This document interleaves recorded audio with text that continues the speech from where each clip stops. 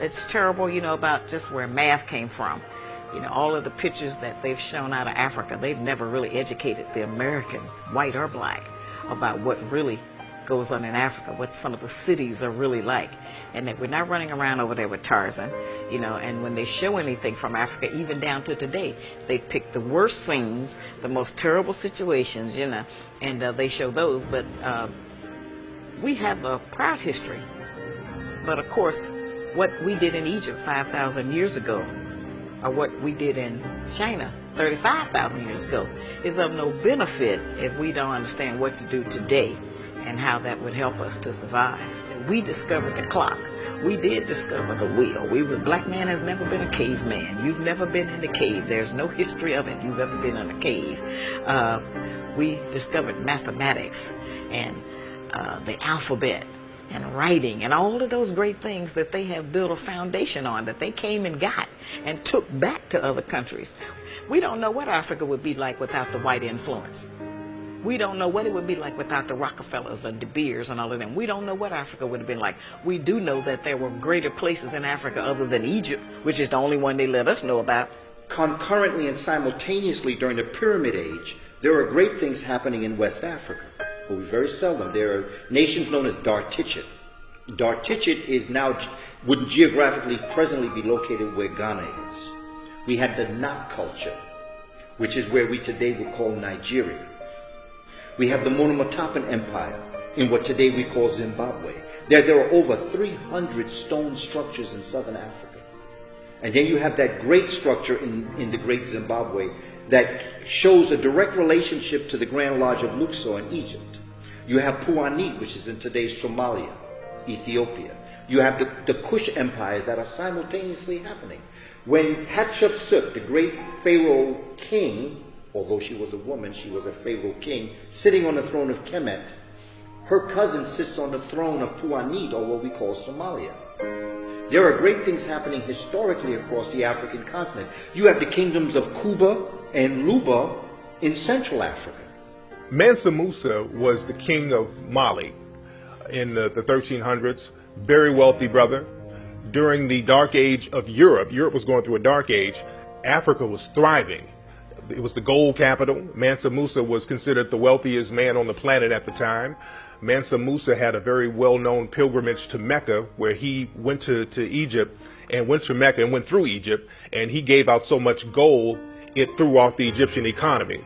In today's terms, Mansa Musa gave away what would be the equivalent of $100 million in gold.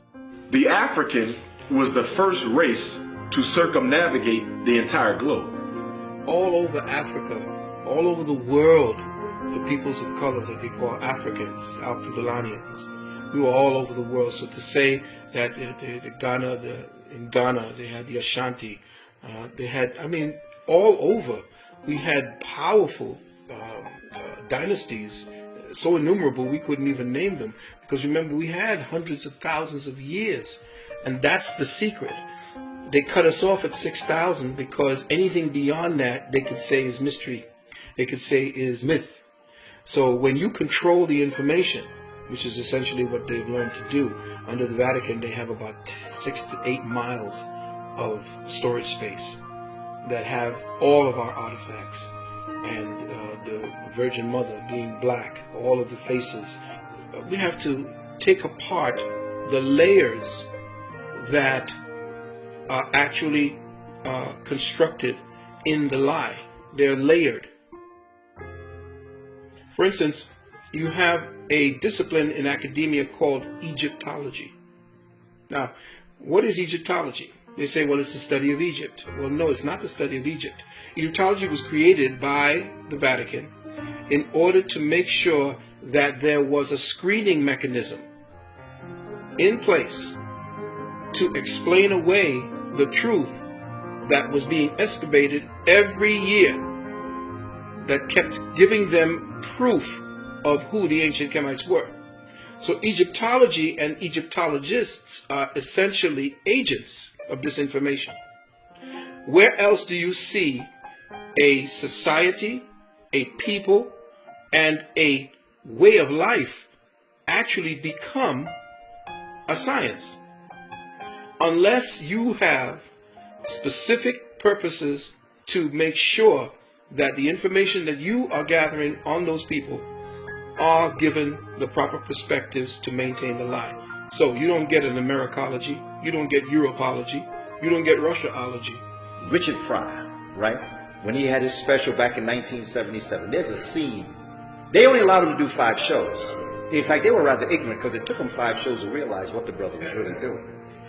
Richard Pryor, there's a scene where he goes in to the pyramids, and he is carrying the bags of the archaeologists and the anthropologists who are of European descent. And they're talking amongst themselves about what this find is and its importance, the greatness of it. And Richard Pryor is in this temple looking all around, and he begins to say, but all these people are black. He said, look at that guy over there, that guy looks like my uncle. And he's just, it's humorous, but what Richard Pryor is actually talking about is that, these are black people in these pyramids, and these are the people that built these pyramids. He's saying, wait a minute, these people... And then all of a sudden, the camera begins to show the anthropologists of European descent, and they start to nudge each other because they realize, hey, the guy carrying the bags is looking around and he's learning some things in here. So very quietly, you see them backing out of the pyramid, right? And Richard Pryor is still there talking about how great the pyramid is, and then all of a sudden, they show you the door close, and all of a sudden the scene goes black. Which means that was the blackout on the information for black folk to understand their history. This is what Richard Pryor was dropping on us in 1977. This is what actually has happened. Richard was telling us, this is what has happened to us. Because as you become conscious, and brother becomes conscious, and as a community we become conscious, the Europeans who know this are beginning to realize. So they're trying to shut the door on us.